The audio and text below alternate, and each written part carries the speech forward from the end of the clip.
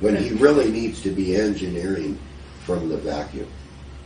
Right, but you're not doing this for the chat group, are you? You're doing this to try and get a bigger business or whatever that's going to be... I'm doing this for general mankind. Okay. To get out the knowledge to general mankind out. But you're hoping, I would imagine, that somebody responsible is going to take this and change the way we and do something with it more because efficiently and exactly. Yeah. We're not here to insult any engineers or say your theory doesn't work, because their theory does work. Mm-hmm. You know, I've engineered my entire life with their theory from the textbook, and I can tell you it can make the power meter spin.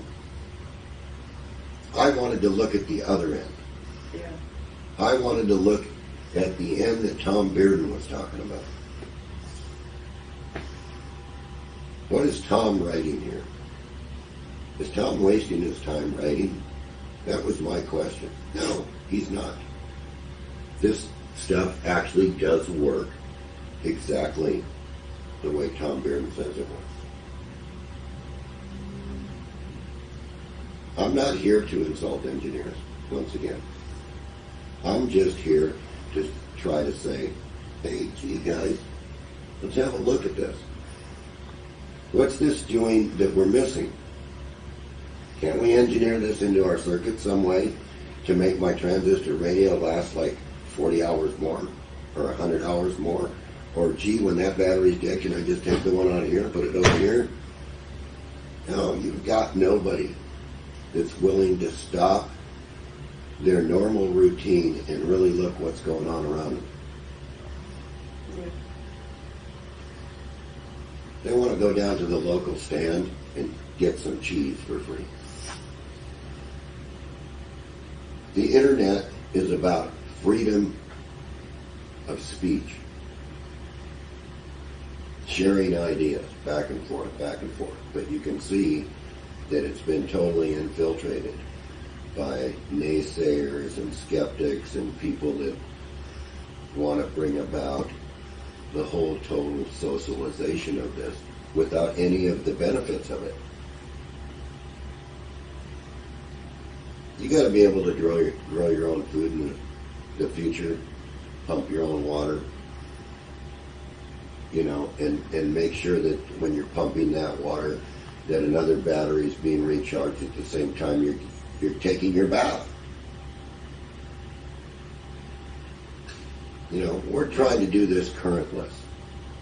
We're not trying to use very much current doing this at all. In fact, the absence of the current, the more the vacuum adds energy. The more current you put into the circuit, the less the vacuum energy comes in. This is about the change in society. Can mankind become efficient? That's what we need to know. So this is sort of a little test. Here's the information. What can you do with the information? Some people are gaining knowledge and learning. Others, it's just a hobby. It's frightening. It's very frightening to know that we don't have these energy sources and that we're running out of fuel and oil, supposedly. I don't think so, but you know, and that we're warming up the earth, that's poppycock. These cycles on the earth have been going on for thousands of years. It's all controlled by the sun out there.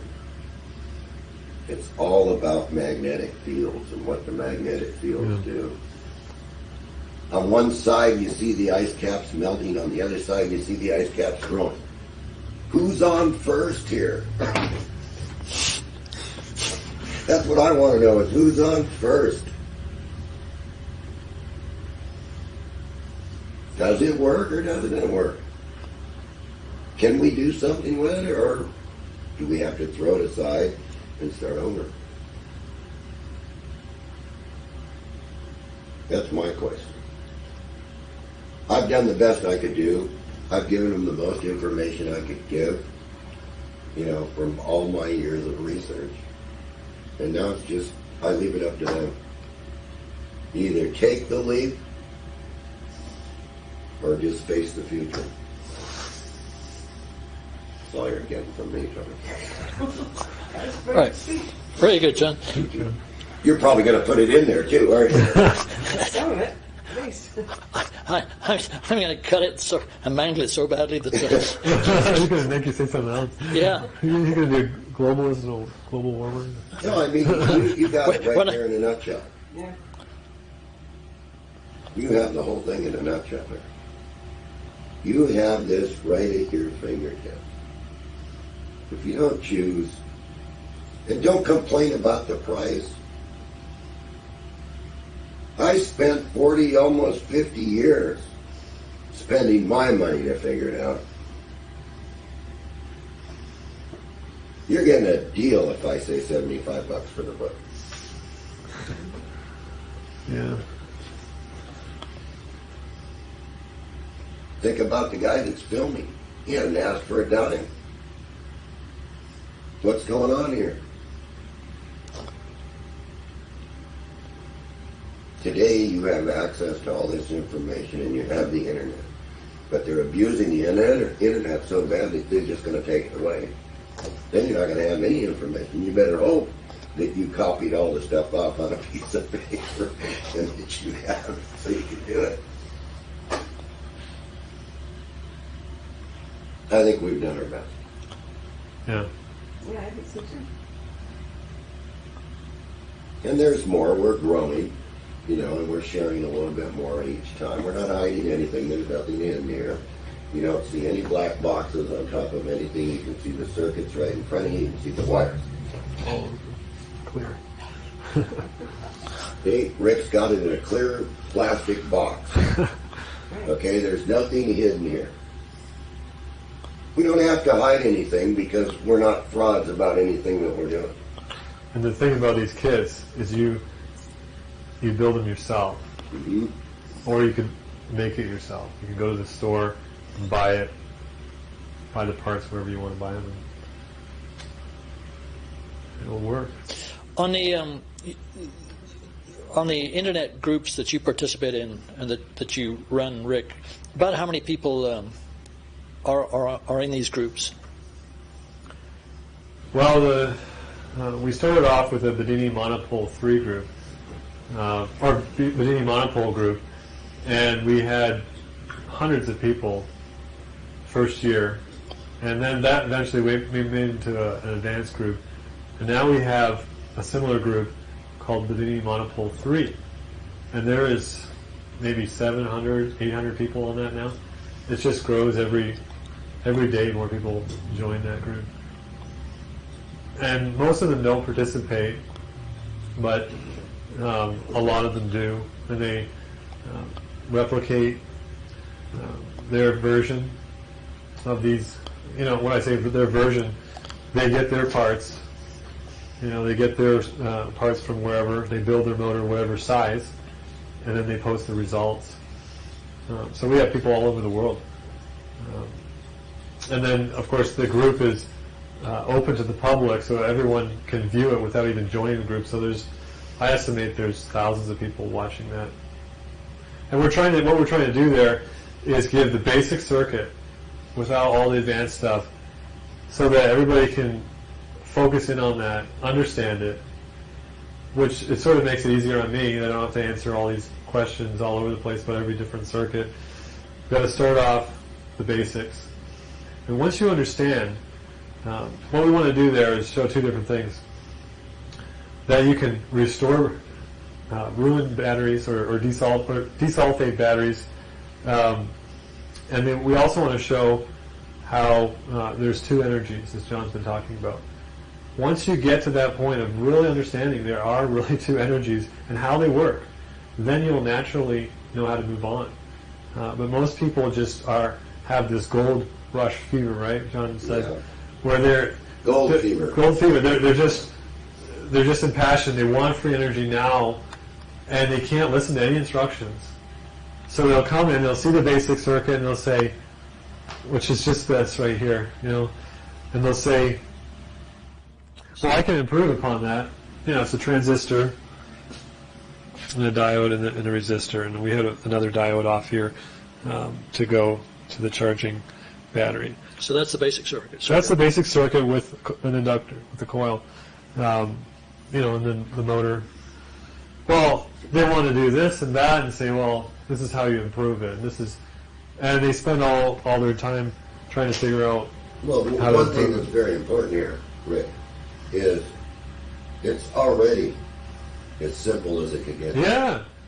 So why? There's nothing difficult about this at all. You just follow directions, and it'll charge your battery. Yeah. You don't have to be an Einstein to make this.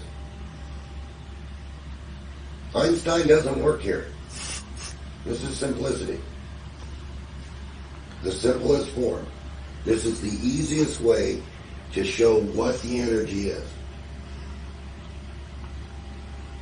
We couldn't make it any more simple. But most people are looking for sophistication. As I said, there's an old saying from Paraguay. I put all the gold, all the silver around the wheel for the eye of the ignorant. So he misses the whole concept of the simplicity. Yeah. Who made that statement? Paraguay is 1269 AD. And he built some He built a permanent magnet motor while he was at war. in 1269. Yeah, and he said, he wrote it in a thesis. He said, I've dressed up everything so that your eye is focused on this blue capacitor or this gold spot over here, and you miss the whole workings of the motor. And he called it the eye of the ignorant. And see, this is the It was thing. quite profound because nobody ever duplicated it except for Lee Bowman. So what I've observed over the last 3 years is John has laid it out again and again, the basic points, and people just miss it. They just go off here and there and make these demands and what have you. Well, I'm not politically correct, Rick. My I's aren't dotted all the time, and the T's aren't crossed, and every once in a while something's misspelled or the punctuation mark's in the wrong spot. But you know what? If you don't understand street language, what are you doing here? You've heard the saying, book smart, life dumb. Mm-hmm. But there's all sorts of people, engineers all over the world are replicating these. Not everybody posts their results. They send things privately on emails and that. But you have people who are, kids building these for science fairs. This is the original schoolgirl, 10 years old. Or you have people who are, the most advanced engineers.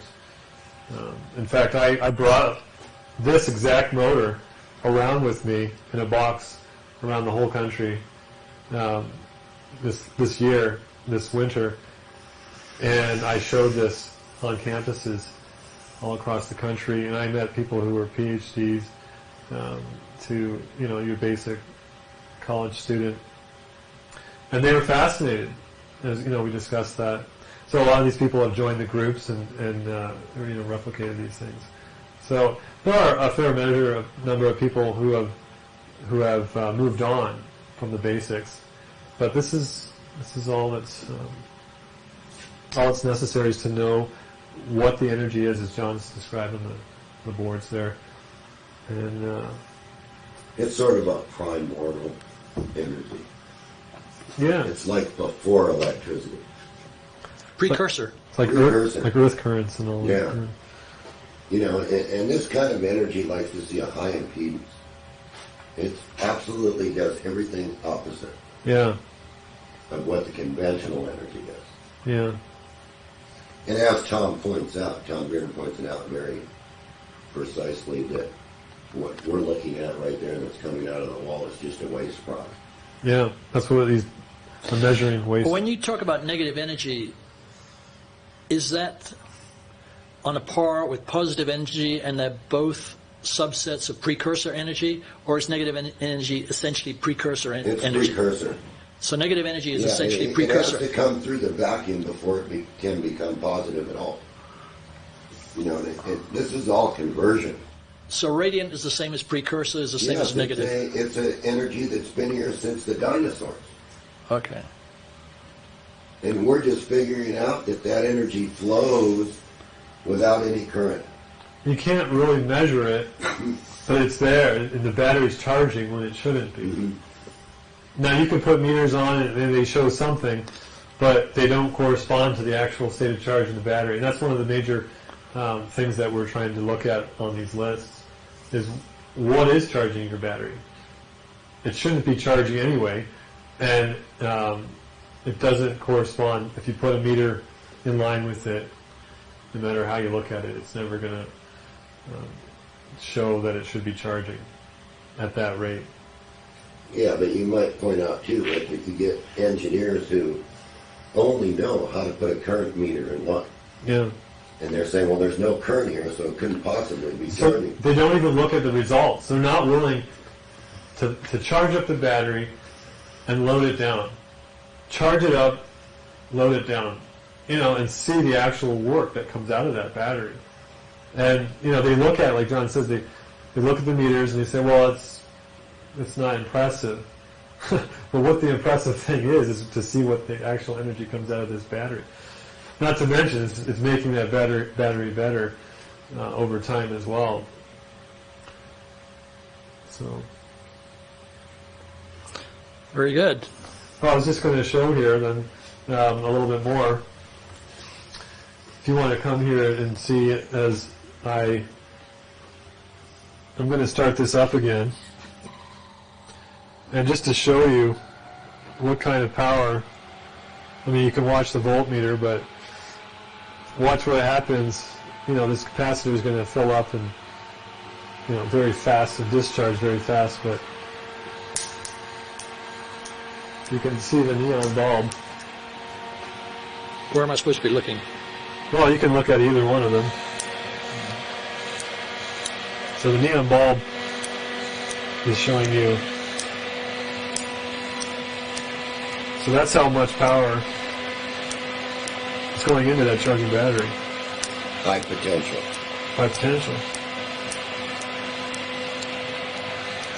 So now what I'm going to do, you got to do it pretty fast, otherwise it's going to blow up this capacitor. So now what I'm going to do is show these batteries and swap these batteries around. Which on that one I have the switches that could just do that. But here we're just going to swap them around. So you can see, that the battery can be swapped around and recharged. And the other one powers it. That was discharged. The capacitor makes it possible, it converts the energy to a positive energy that the battery wants to see. So now it's more like as if you took that battery and you used a wall charger to charge it. Yeah. And that makes it possible now to switch the two batteries. Yeah. We're taking it out of the negative time domain and bringing it to the positive time domain. Yeah. Let's start it up again.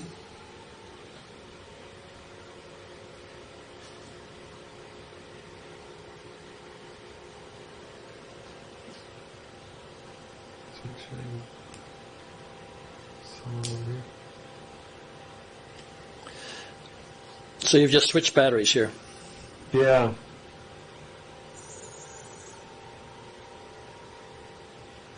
This is one that's slightly down. See, when you do that with the capacitor, When you can spark it, you damage. Well, what happens is it can, go back into the transistor and ruin the points. But so that's why we have the neon bulb on there, so that there is some protection. Which many times I put a resistor in series with that, so it Let's doesn't see, blow. take the charging battery out. Oops, that's not one. It's quite a... So I wouldn't want to leave that off for very long. Yeah. Otherwise, this is only a 200 volt capacitor, and that just go beyond the 200 volts. right? There's no transformer in this. So how do you get a higher voltage than the battery that's powering the system? That's what people can't understand. This capacitor can actually be fully charged and actually explode. I've seen that. So you got to be careful with these systems. You got to know what you're doing. That's why. Go ahead and run the tape motor. Okay, so we're going to disconnect this and. So they can watch it there, and this will be. Oh.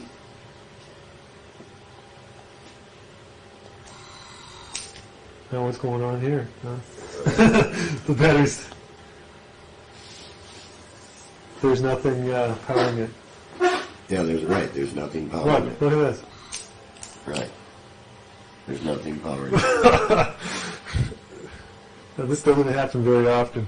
This particular motor has been very strange. As I said, it was running all day yesterday and most of the day today.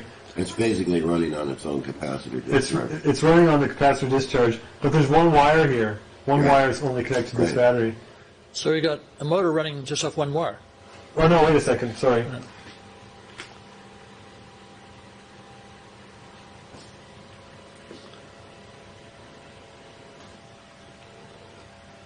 Huh. Okay. Anyway, what I wanted to say was that these batteries, when I brought them in this morning, they were more discharged than they are now. You know what happened was, I think I switched my wires in the wrong position. Hold on a second. That's possible with all these wires. Yeah, this is why it's such a mess here. Sorry. Anyway. Where's this? Okay, that's what it was. This one is here. Okay, what we're going to do is run, let's just get rid of this one. We're going to run this one right here off of these little batteries. I think John was calling this the chirper motor. Okay, there we go. Yeah, that's the problem.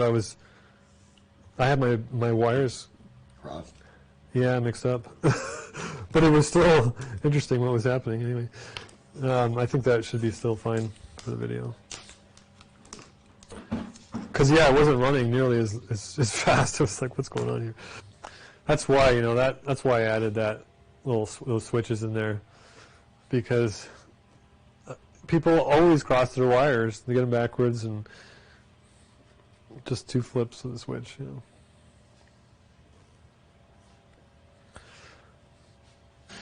Okay, what we did is we removed that fan, and now we're going to go back to the original Tape motor. You can see, again, if you let the batteries rest, they'll come back. And when I brought these batteries in this morning, they were discharged more than they are now. And I ran, I've been using these all day and swapping them back and forth. Okay, so this is the tape motor fan again. It is a brushless motor in which there's a circle magnet here on the top, and on these brushless motors there's north-south, either 4 or 8 poles around here, and then there's individual coils here. In fact, here's what it looks like inside. Ironless. No, well, Ironless coils. right here, yeah, this one. So now what we're going to do is look at, we got the scope hooked up. And this one you need to give it a good little push. You can see the charging rate, the discharging rate. And it's going to go through some phases here. It's going to go whoom. And this one draws a lot of power because this is pushing as it gets up to speed.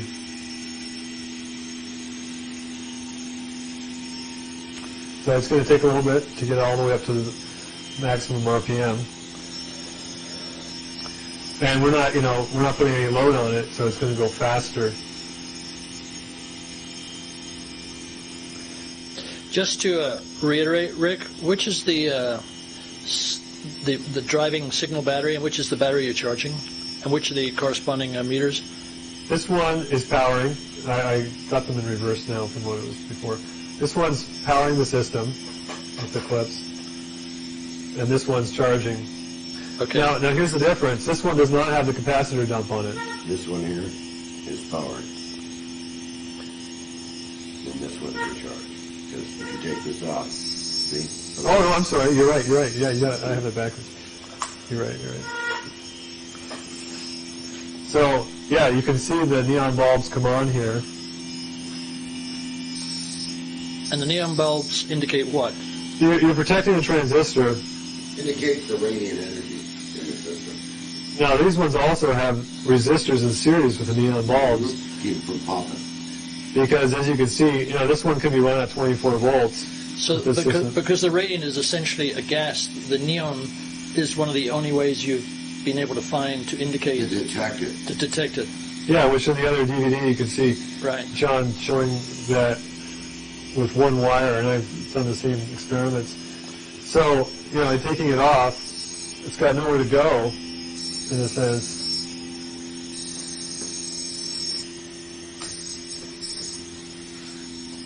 And so you can see the scope shot. Now, let me get the scope shot here. Well, one way to show this, Tony, the conversion. The battery's doing the converting here. But we can capture the radiant. Notice that this capacitor is very small, but look at the voltage. Yeah, that's the one we want to look at. Okay, so now... Over 20 volts. What's here?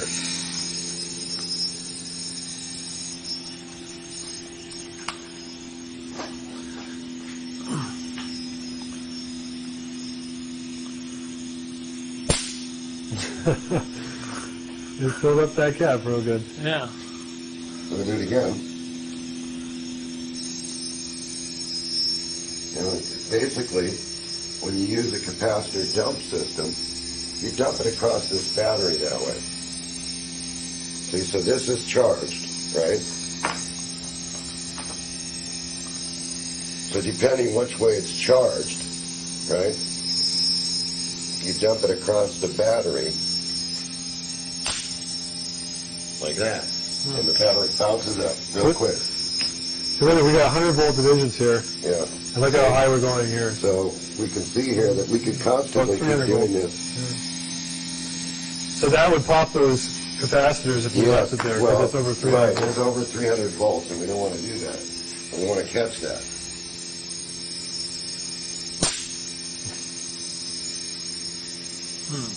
See? Yeah. And then we'll just send it to the battery because it's actually a better place for it to go. And then right away the battery starts charging. And you can hear the motor change too. Well, because we're sucking all the energy out and delivering it to the battery. Yeah. So the 1266 is the one you're charging. Yeah.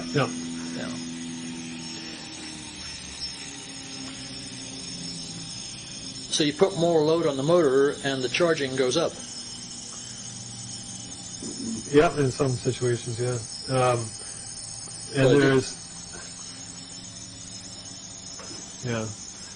Now this one, like I said, it's a different system because it doesn't have the capacitor dump on it. But yeah, it's going to take less energy.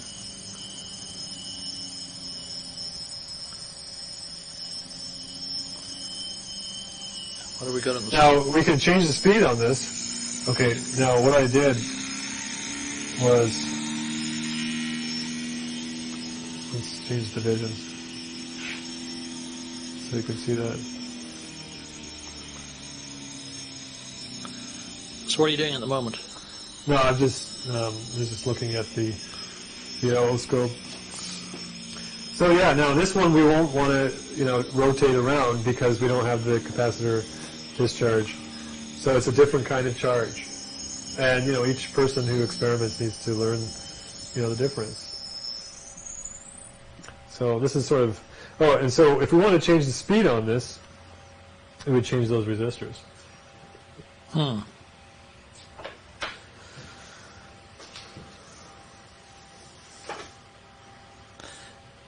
Very good. Wait, you need the flow. Need what? Need what? When you're done with this, you have to go. Oh, yeah, but I'm behind the camera. Is that what he does in his movie? Yeah. Right? At the very end of the movie, he goes. He always does that. Whenever I talk to him. So I only watched the first 2 or 3 minutes and I knew it was rubbish. So. All this just edited out, though, right? Yeah. We would want to have that. We want to sell DVDs, not dissuade people from. Okay, is that it, Rick? That's it. Okay, great, good job.